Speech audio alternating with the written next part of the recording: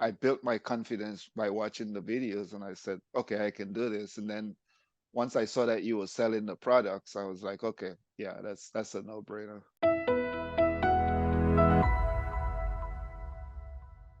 Hey everybody, this is Michael Church, Crawl Space Ninja, and I'm here with Pedro Edwards, and he's been watching a few of our YouTube videos and decided to tackle his own crawl space, and he's going to share with you the journey that he went through for that. And Pedro, take it away. I appreciate you joining me and share with us what all you've done. All right, thanks, Michael. Thanks for having me.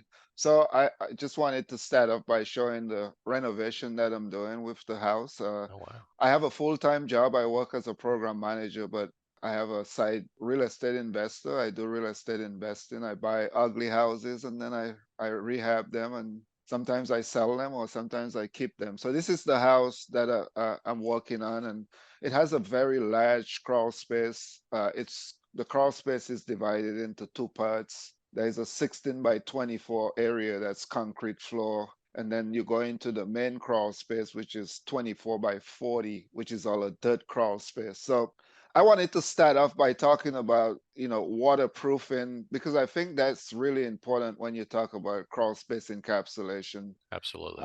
And a lot of times you can do it at the inside, from the inside, but this time I elected to do all of my waterproofing from the outside because I was able to get into a better area to do more of the sealing of the walls, the concrete work, and my crawl space was about 40 inches, so I thought it would be really tight to get under there and do the digging and do the French drain. So I thought doing it outside the entire length of the front of the house, because the way it's sloped, a lot of water comes down. Even though I'm gonna plant grass, I thought I needed to seal the outside, and that would protect the encapsulation once I do it on the inside. So So how did you remove all that? Did you hand dig that, or did you get a machine and do that, or what'd you do? well, I didn't get a machine because I have sewer lines going through there, and it's a duplex. I have two water lines going through there. I got a 1 inch gas line going through there. So I had a friend of mine who's been working with me for years. He's really good at digging and digging in tight spaces. So he digged this all by hand. Oh wow. Um, Took him about 3, 4 days and three different types of shovel, but yeah, he got it done. And then I ordered the membrane, that black stuff from Amazon, and I coated the wall. After we did a lot of cement work, we coated the wall. This stuff dries really thick, so no water gets through there So once the water. it's not the tar that you spray on with a paint sprayer. This is a roll-on rubberized membrane. Is that right? Yeah, it's a Yeah. roll-on. They said you could put it in a sprayer, but it's so thick. I just bought one of the real thick roller, Yeah. and we just did it by hand. We use a brush in the really tight spaces, and then get it that way. So now it's all sealed. And then what we did as well is we took a 6 mil plastic Yep.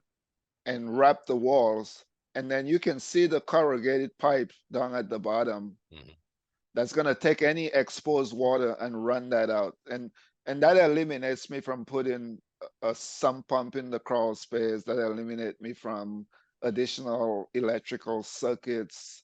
So it worked out well. So we put the plastic and then we push the dirt back to it and then just fill it up. So now anything that comes down, it it goes against the plastic and goes right into that corrugated pipe and then run off to the back of the house. Yeah. So you got that pipe going to daylight, basically. Going to daylight. It's like Yeah. 60 feet of it going to daylight, Yeah, right? that's good because a lot of people miss that is they'll just put a pipe there and, especially a house probably as old as this one, it probably had a pipe there at some point, Yeah, and then things happen, a new house got built next to it, and cut that pipe, or somebody forgot to keep it to daylight and it just filled up with soil. So that's the importance of making sure you get it to daylight. So it looks like you did a great job there, Pedro. yeah, and what we also did is I didn't buy 10-foot sections of pipe. I ordered it from Lowe's and I got 100 continuous feet of corrugated, perforated corrugated, so there's no break in between, and we just kind of stretch it out and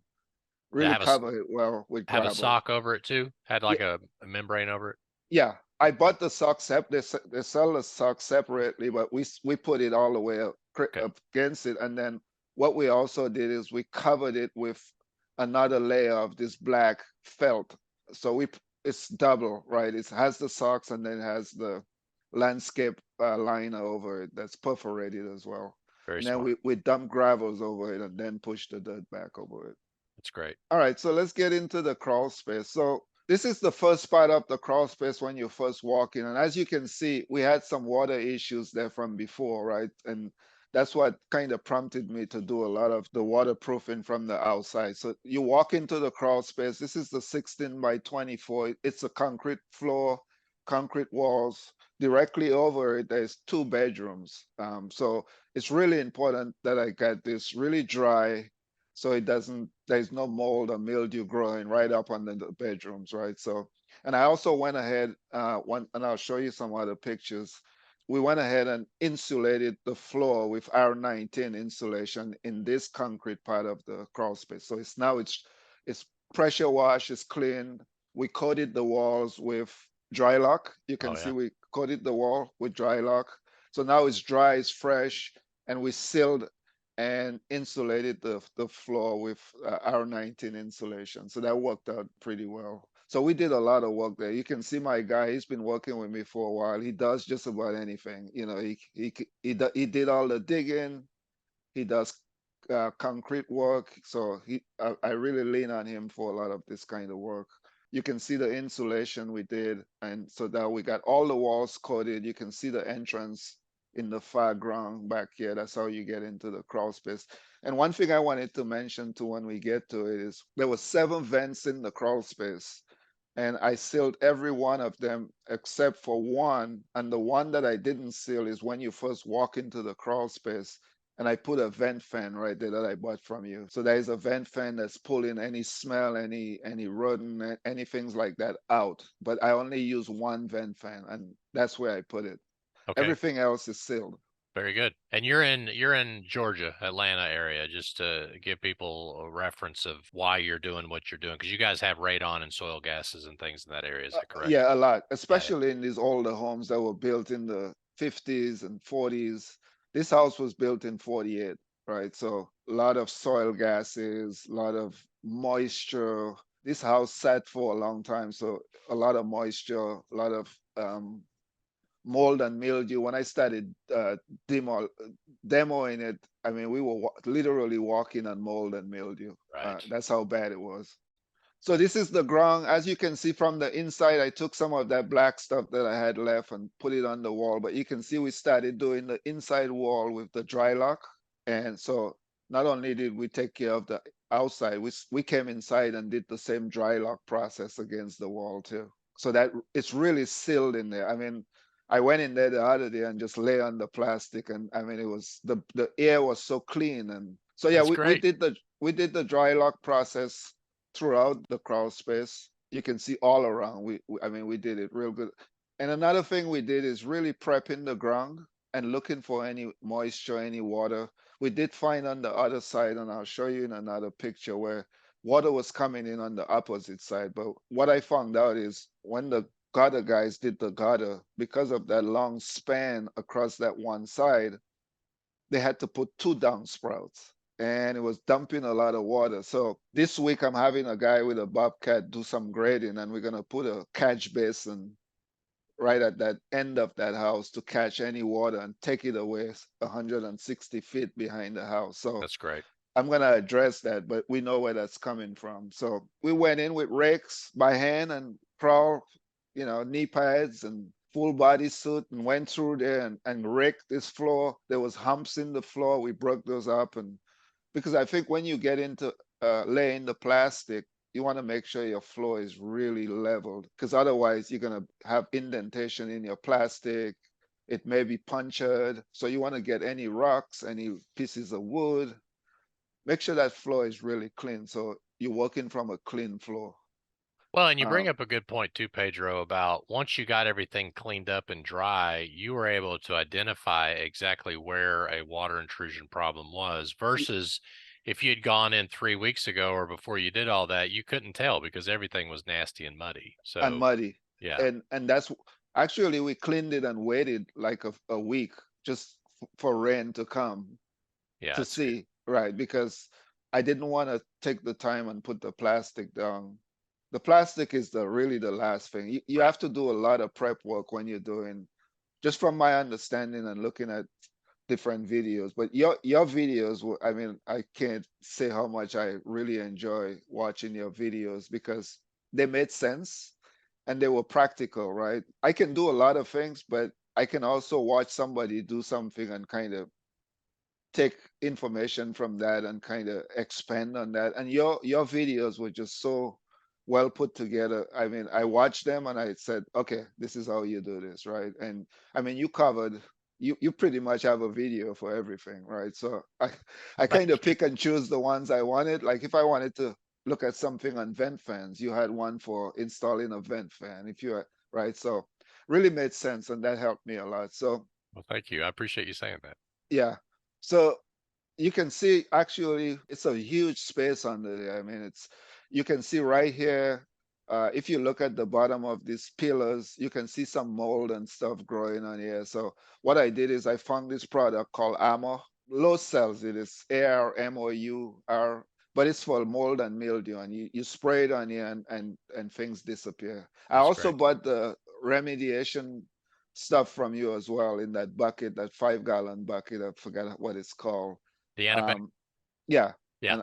and we did some fogging as well just to make sure. But my guy, he went joist by joist with a broom and he scrubbed everything out, so all the joists are clean.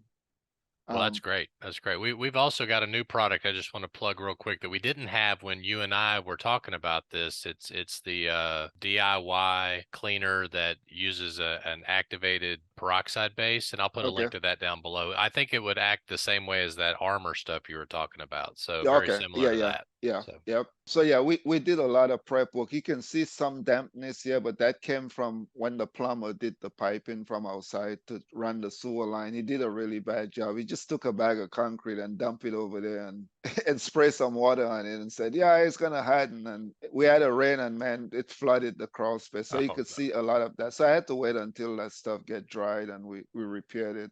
A lot of cleanup. You can see here we got a huge HVAC unit. When we encapsulate, we lift up everything and went up under there and really.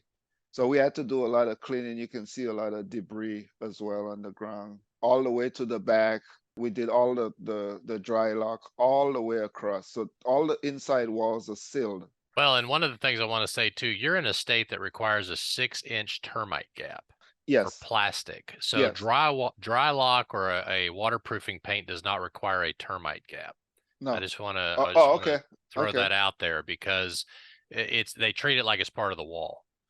Oh, So they do. yeah, Okay. yeah. So that's why you're able to take it all the way up to the sill plate like you got it Yeah, there. So. but we did leave like 4 inches from the top of the, so we Right. still leave a gap just in case, right? So we cleaned up the floor really well. We raked it and took anything that looked like it was bigger than a quarter. We took it out and we really leveled the floor and made sure everything was dried before we did the plastic.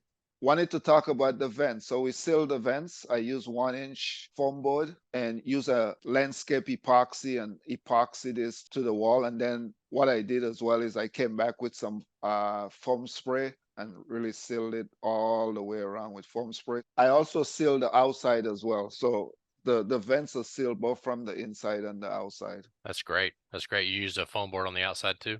Yeah, Yeah, so you yeah. probably got about an R10 between the two Yes. of them. Is Yep. that right? Yep. Yep. That's great. Yep. I bought it at the Home Depot and just cut it into squares and did that. So everything inside is sealed. So all the vents are sealed. So that's the picture I wanted to show you. So if you look closely at that picture, you'll see there's kind of a runoff Uh-huh. where it looks wet. So that's the water that was coming on the other side. So that's the two gutters that was dumping a lot of water at the corner of that house, and it was just going nowhere. And we tried to dig a ditch to let it run off, but it was just too much water. So that's where I'm gonna put the catch basin on the outside to take any runoff and then pipe it off. And That's we've great. already gone ahead and sealed this, so the water should not come in anymore. So we started laying the plastic down. I want to show you before we do that. Let's look at how we did the columns. Yep. Yeah, so we went ahead. There was 13 or 14 columns supporting this house. So we went ahead. That's the first thing we did after we cleaned the floor. You can see right here, we used the double-sided tape and really ran it at a certain height. all the way across. And as we go through, we unpeeled it and tack our plastic up. We also used the Christmas tree tacks that I bought from you and drill 1/4 inch hole. So everything is solid, it's not moving. And I also went one step further and then seal all the top with an epoxy as well. So it's that plastic is not coming down So you anytime. kind of pulled the plastic back and sealed right where the plastic and the concrete meet.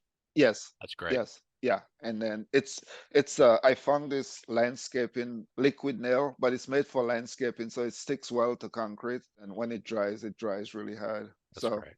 So we went ahead and prepped all the columns really well. I had one guy and I said, your job is just the column. So it was me and two other guys that did my guy, and we recruited another guy, and he almost seems like he knew everything about laying plastic, but he was good at it. So he said, I'll do the columns. And I showed him how to do one and let him go. And he started doing them. And we got all of them done. Like on a Saturday, we just all camp out under there, turn some music on.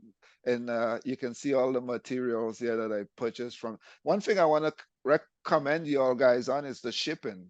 It was really fast. I mean, I ordered, and like a couple days later, I got a tracking number, and a day later, I had everything in my garage. So, Oh, wow, that's great. That's great. yeah, And I all was this plastic you got from us, this is our 12 mil, is that right? that's the 12 mil Yeah. plastic. Everything I bought from you. I mean, everything. So yeah, we dressed up all the columns, really nice. That looks nice. Yep, and made sure everything was laid out properly. We left the tail at the bottom so we could make that transition with I like what you did with that middle one. It looks like you had a little outcrop right there at the bottom you had to work around. Is that right? this one, right? Yeah. Yeah, So that's yep. good. Yeah, when they built the support, they extended the center blocks a little bit further. So yeah, we walked through that, and we actually started on one side on the wall. So you can see the guys now going and cutting the plastic, undoing that double-sided tape, and just temporarily tacking it up there, and then kind of working it out. And when we first started doing it, it was a little difficult because I think we were cutting our lengths too long that it was really difficult to work with. So we were cutting 20-foot lengths, and it was kind of difficult but once we get a hang of it, we figured out the right length. So we started doing it 15 feet at a time, and then Okay. overlapping it 12 inches and then doing the taping, because it was just too much to work with. The longer we cut it, it was just too much. So we figured out 15 feet was our best bet. So we started doing it in 15 feet increments. So you could see two guys working at the same time, cutting and starting to put it up on the wall. So even with two guys, it looks like that butyl was a helping hand to butyl tape to hold it up there. I can see your Christmas tree fasteners already in there too. So it looks like we they were did a doing, good job. that tape was like a must have. It's too difficult to just try to hold it and then use but we did the two-sided tape, use it, and then as we go, we did the Christmas tree. So it was fastened. So even though you walked on it, you wouldn't pull it up from the wall, right? Oh, And wow, that's great. yeah, that's another thing you got to be careful, because you're walking on that plastic, you're constantly working with that plastic. You want it to be secured on the wall so it doesn't pull off. So as we were going, we were kind of lessons learned, learning little things that, okay, as we go through, okay, the things we did prior, let's not do that. So the guys were pretty good at figuring out what we needed to do. I think there was one Saturday we got this much done all the way up That looks great. to the other end. You can see we had a hand broom as we go through. We were sweeping and cleaning. You can see our shoes were leaving some stuff but we were cleaning as we go along. I had a vacuum, so we were keeping the plastic really clean. So we got all of that done on like a Saturday. And then here's the April Air 080. I started unboxing it because once we got that one side, I figured out I should go ahead and I had a good spot for the dehu, so I decided I was gonna install it just so I could start pulling moisture as we go along, right? So this is how I installed it. I made sure it was level, put it on 2 center blocks, and then I bought a cap block for my condensation pump. So I put it kind of right next to it, got it all set up, ran an extension cord from my electrician. I'd install a 4-gang GFCI outlet, but it was further away. So I just ran a extension cord to power everything. And then I got my condensation pump attached to it and set up and level. And then I fire it up and it came up with this default setting of number 3. And number 3 was right around 60 relative humidity. There's a sequence of setting from 1 to 7, but I picked 3 because it was right around 60. But then I went back in and manually used these up and down buttons and I set it at 50%. Yeah, that's good. Yeah, yeah. So it's running and I can tell it's running because it's sucking out some water on the outside. How was the sound? Was it not too bad, or was it loud, or what would you describe the sound with the Dehu running? This one is very quiet. Right up above it is a hallway, kind of Uh-huh. next to a laundry room. So I kind of position it in the hallway. It's not in under a bedroom. But then I went upstairs and I could faintly hear it. Almost like a fan blowing, like a on low that's blowing air. It's really quiet. You don't hear it at all. So if you're upstairs in the main house, everything has to be like zero noise before you could even hear this. It's That's great. really quiet. So I fire it up and got it going. So now it's running. You can see it in the background. I took a picture from the entrance of the crawl space to where it is. It's about 20 feet in, but this is easy for me to get to. So I place it right there. It's about 15 feet from that wall, from the right side wall, and then because the crawl space is 24 wide. So I try to position it in the middle. But what I'm gonna do as well is I bought some 10-inch duct and put 12 feet on the back and 12 on the front, and then position it more where I want it to pull the moisture from and where I want it to dump the hot air. So Yeah, I'm gonna do that using some duct work. that'll make it even quieter too. And Yeah, before you switch, the wall on my far right, I like what you did there with the plastic. That's not obviously a flat wall that you were dealing with, oh so you no, had to go in and out with the plastic and everything. I like yeah, that. yeah, So there's about 10 or 12 of those indentation of cement blocks. That was very time consuming for us because we had to go in, out, and then back in and then back out. So a lot of curves, but the guys were really good at it. And we used the Christmas tree to secure it, right? We right. used the tacks to, so we had to do a lot of drilling because at those corners you wanted it to be secured. And there was some areas where I had some little gaps, but I used some foam spray and Yep. then just seal it up real good. So yeah, Yeah. They did a but great job. You did a great job with that. It looks yeah, fantastic. but that's a good observation. It's all of those were there was like 7 or 8 indentation. So here's another shot of the opposite side of well, you can see vents are sealed. Plastic is they did a really good job. We overlap everything by maybe 12 inches and then tape it.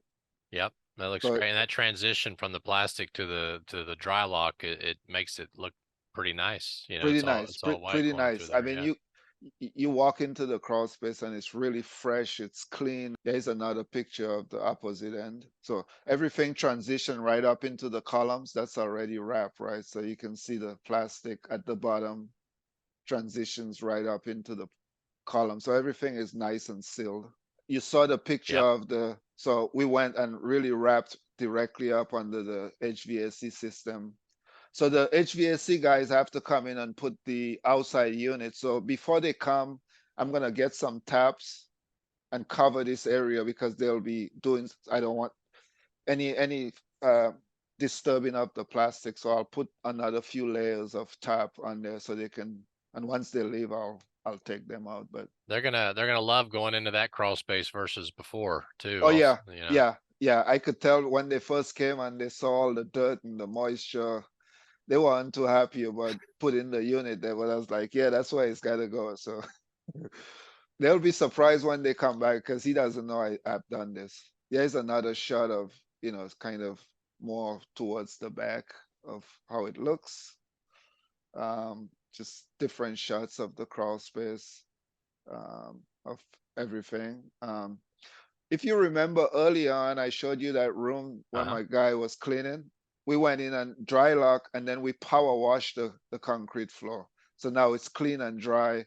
I think I'm gonna put a coat of dry lock on the floor. Somebody recommended that I put some type of cement paint, something on the floor just to keep it Yeah, dirt as old free. as that house is, I doubt if it has a plastic under the concrete. So it'd probably be a good idea to put some kind of moisture barrier over that concrete. Yeah, I was even thinking of putting the 12 mil, just putting it down on the floor, on the ground. Yeah, just be careful because when you're standing up, it can get slippery if you do that, especially if this is a rental property. You don't want somebody going down there and, That's true. hurting themselves. So, Yeah. So I thought maybe I could use the same dry lock and just put one or two coats. Just use a pen spray and just spray it off. yeah, it looks great. But yeah, we cleaned it last week. As a matter of fact, I took some pictures when it was wet, but we power washed it real good. You can see the entrance right there is the entrance. One thing I was gonna ask you too is that too much of a big opening? Should I put some type of door there or just leave it open? If you want the basement or that slab to be humidity controlled, I would leave it open because I assume the dehu is where that opening is, right? Yeah, So if you seal it, you're not going to get the humidity control in that and where that slab is. So it and just I depends can on what you want to do. yeah, and I can feel it when I first walk into that space. You can feel the DU is blowing that air and keeping that area Yeah, I think especially it's dehumidified going to as be well. hard to seal it really good with the ductwork going through the door. So you could put a door up there, but it's not going to be completely sealed anyway. I would Right. just leave it open. Just leave it open. Yeah. That's what I thought. Yep, some more pictures. That's the furthest part of the underneath of the house. That's probably the toughest part to look at. It looked like the lowest part too. Yeah, So this one is yeah. low. This one we had to actually get a little lower, and it's really on the opposite end, and it's the lower side of the basement. What would you say was your biggest challenge with this project? Was it the exterior or the interior? A little bit of both, but I think the exterior was more of a challenge.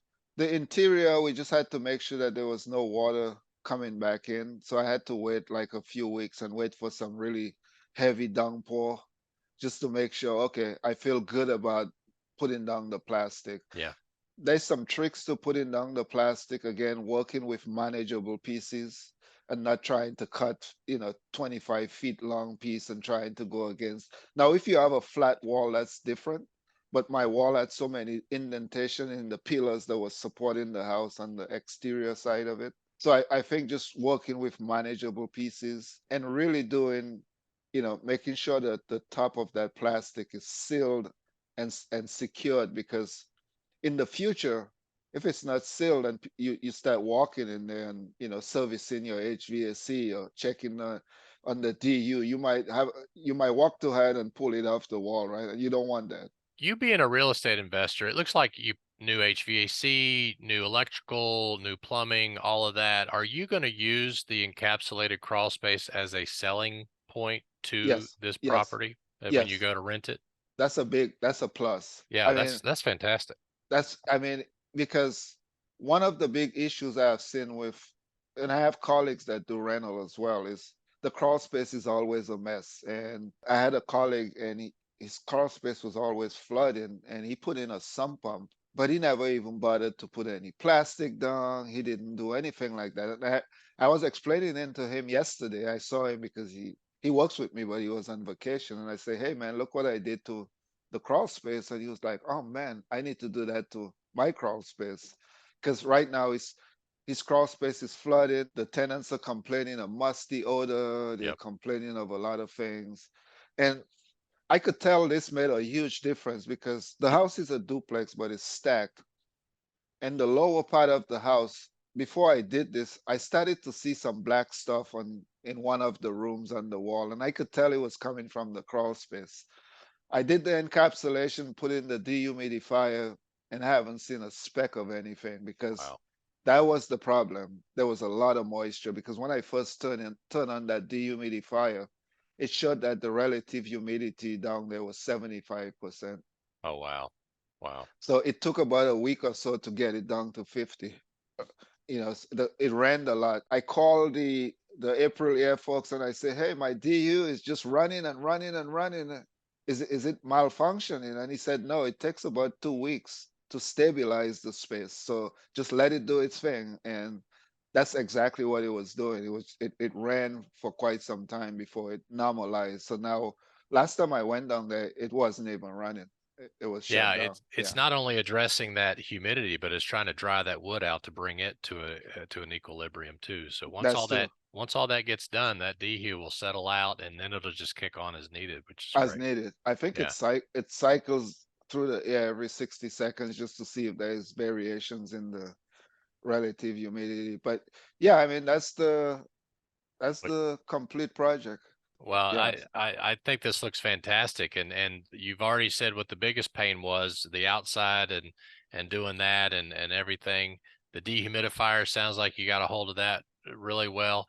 Are you planning on insulating this crawl space at all, or are you just going to leave it the way it is? that was my next question is I haven't done any insulation. So there's what, two methods that I could use? I could do it on the wall or between the joists or Yeah, you could either do a foundation wall insulation just on the exterior walls. yeah, I believe in Georgia, you're probably about an R10 minimum. So you could do a foam board or the insul barrier if you wanted to. It may be more advantageous for you to do the fiberglass since you're already used to doing that. yeah, Just keep in mind that it could hide a future plumbing leak if you decide to go that route. That would be my only caution about any kind of subfloor insulation, whether it's fiberglass or spray foam or anything else. But again, you're in a part of the country that doesn't see a whole lot of really cold weather, right? You're no, more dealing with the heat yeah, side of yeah, things. yeah, So yeah, once it's encapsulated, you can choose, and then you being an investor, you're going to figure out budgetarily wise which one makes more sense, I'm sure. exactly. Yeah. Yeah. So did you? How big is the floor plan of the crawl space again? The dirt section that I did then is 24 by 40. Okay. And then So the concrete side of it is 16 by 24. And I've already insulated that with R19. all right. So 24 by 40 is roughly 960 square feet. So Yeah, either 960 square feet of R19 or whatever your walls are. And honestly, with how non-flat your walls are, that could take a while. You got to that could cut. take a while. Yeah. So Yeah, you might be better off just insulating the subfloor. yeah, I think so. Yeah, So but that's probably the one of the beauty of it last thing. is that you have a choice with an I have a choice. encapsulation. You Yeah, could do either yeah, one. So yeah. And it's easy to I can get a roll of the R19 with 9, 10 foot pieces for like 39 bucks. So yeah, yeah, it's not that expensive, and you've already got the guys to throw up the hangers and put it up there for you, so it's oh not a yeah, big yeah, deal. yeah, So yeah. My guy did the other section and he did that in like a few hours. But yeah, I really like how this turned down. Thanks so much for your knowledge. And once I did that consultation with you, I felt really good about taking on that project because I had a lot of people come by and look at it and they had other ideas. Some people wanted to put French drain all around the crawl space, but I told them I would prefer to do the waterproofing from the outside. But then the more I looked at it, I was like, I think I can do this if I just, read and understand. And once came across your site, I looked at a lot of site, but I was getting like bits and pieces of the information. But once I came to your site and how structured your videos were on the topics that I wanted to get more information on, I just started watching it and I was like, okay, my confidence was like, I built my confidence by watching the videos and I said, okay, I can do this. And then once I saw that you were selling the products, I was like, okay, yeah, that's a no-brainer. So yeah, well, and I appreciate you mentioning the consultation because a lot of times people will use that just as a way to confirm that what the plan they're using is what they should it's do. And valid. Yep. yeah, and I think you mentioned AJ helped you out quite a bit on the DIY store too. Is that Yeah, right? yeah, AJ was really great. I mean, he emailed me back with every question I asked and he put together the material list and I didn't have to think about what I just sent him the square footage and he sent me a material list and it was right on point, man, because he told me I needed 2,000 square feet of plastic and I just got a little bit left.